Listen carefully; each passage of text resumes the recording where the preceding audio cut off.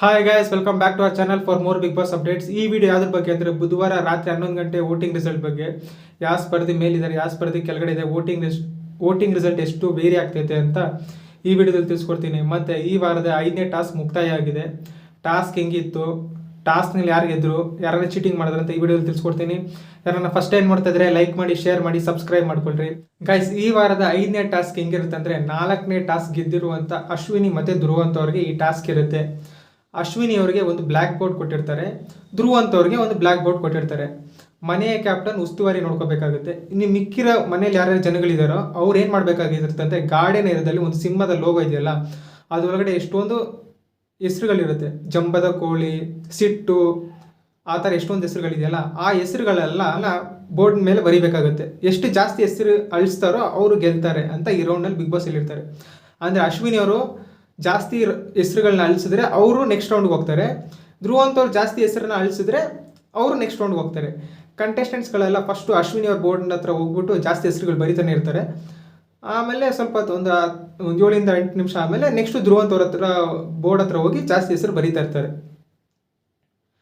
ಇವಾಗ ಅಶ್ವಿನಿ ಮತ್ತು ಧ್ರುವ ಅಂತವ್ರು ಹೆಂಗೆ ಅಳಿಸ್ತಾರೆ ಅಂದರೆ, ಅಶ್ವಿನಿ ಅವ್ರಿಗೆ ಮತ್ತು ಧ್ರುವ ಅಂತವ್ರಿಗೆ ಒಂದು ಹೆಲ್ಮೆಟ್ ಕೊಟ್ಟಿರ್ತಾರೆ.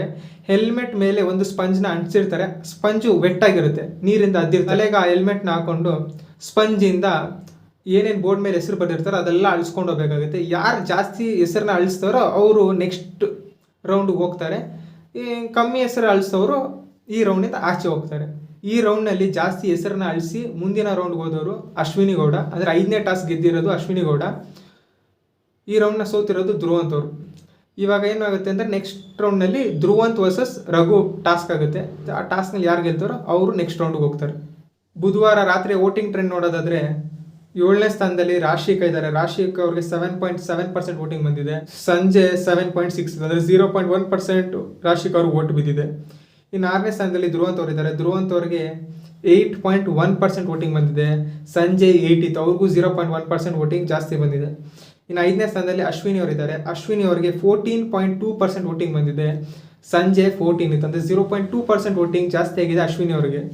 ಇನ್ನು 4ನೇ ಸ್ಥಾನದಲ್ಲಿ ರಘು ಅವರಿದ್ದಾರೆ. ರಘು ಅವರಿಗೆ 16.4% ವೋಟಿಂಗ್ ಬಂದಿದೆ. ಸಂಜೆ 16.1 ಇತ್ತು, ಅಂದರೆ 0.3% ವೋಟಿಂಗ್ ಜಾಸ್ತಿ ಆಗಿದೆ ಮ್ಯೂಟೆಂಟ್ ರಘು ಅವರಿಗೆ. ಇನ್ನು 3ನೇ ಸ್ಥಾನದಲ್ಲಿ ಕಾವ್ಯ ಅವರಿದ್ದಾರೆ. ಕಾವ್ಯ ಅವರಿಗೆ 16.6% ವೋಟಿಂಗ್ ಬಂದಿದೆ. ಸಂಜೆ 16.5 ಇತ್ತು, ಅಂದರೆ 0.1% ವೋಟಿಂಗ್ ಜಾಸ್ತಿ ಆಗಿದೆ ಕಾವ್ಯ ಅವರಿಗೆ. ಕಾವ್ಯ ಡಿಕ್ರೀಸ್ ಆಗ್ತಾನೆ ಇತ್ತು, -5 -4 ಹತ್ರ. ಇವಾಗ 0.1% ಜಾಸ್ತಿ ಆಗಿದೆ ಕಾವ್ಯ ಅವ್ರಿಗೆ ವೋಟಿಂಗ್. ಇನ್ನು 2ನೇ ಸ್ಥಾನಕ್ಕೆ ಬರೋದೇ ರಕ್ಷಿತಾ ಇದ್ದಾರೆ. ರಕ್ಷಿತಾ ಅವ್ರಿಗೆ 20.3% ವೋಟಿಂಗ್ ಬಂದಿದೆ. ಸಂಜೆ 20% ಇತ್ತು. ಫಸ್ಟ್ ಸ್ಪಾಟ್ನಲ್ಲಿ ಗಿಲ್ಲಿ ಇದ್ದಾರೆ. ಗಿಲ್ಲಿ ಅವರಿಗೆ 24% ವೋಟಿಂಗ್ ಬಂದಿದೆ. ಸಂಜೆ 23.7 ಇತ್ತು, ಅವ್ರಿಗೂ ಅಷ್ಟೇ 0.3% ವೋಟಿಂಗ್ ಜಾಸ್ತಿ.